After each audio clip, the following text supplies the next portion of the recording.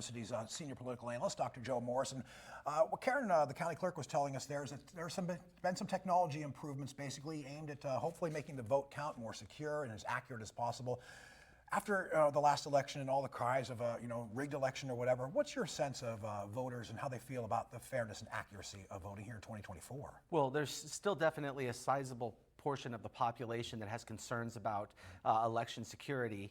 However, all of the work that's been done over the past 4 years has suggested that our elections are incredibly secure and that we really shouldn't have any concerns about that. Of course, we know that the White House nominees are set. But what do you see potentially over the next, 6-7 months, maybe moving the needle for Donald Trump or for Joe Biden or against either of those two? Because we know that, obviously coming off 2020, and it seems like everything's just neck and neck at this point. It certainly is, particularly here in Pennsylvania. There are only a handful of states that are going to determine the outcome of the 2024 presidential election. Pennsylvania is among those states. And here, Biden and Donald Trump are running essentially neck and neck, with Joe Biden maybe seeming to gain some momentum in recent weeks.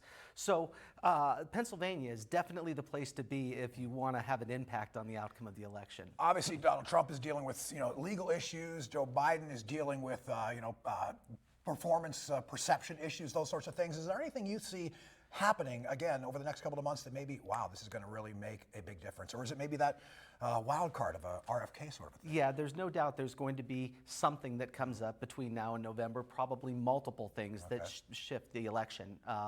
But Donald Trump is going through a series of legal challenges right now, and we don't know which way those are going to cut in terms of public opinion. It could be that they ultimately end up helping him a lot, surprisingly. Right. Or it could be that he is convicted of a crime and suddenly public opinion changes rather dramatically. We know one thing for sure is that voters in general don't like this Biden-Trump rematch. Can you talk about that? I think the NBC News poll recently came out to say that the voter disinterest basically was its highest level in about 20 years. Yeah, I think this year we have the most disliked candidates we've had, at least in my lifetime. Sure. So this is going to be an interesting election because people are going to be going to the polls very often and choosing the candidate they dislike the least. Wow.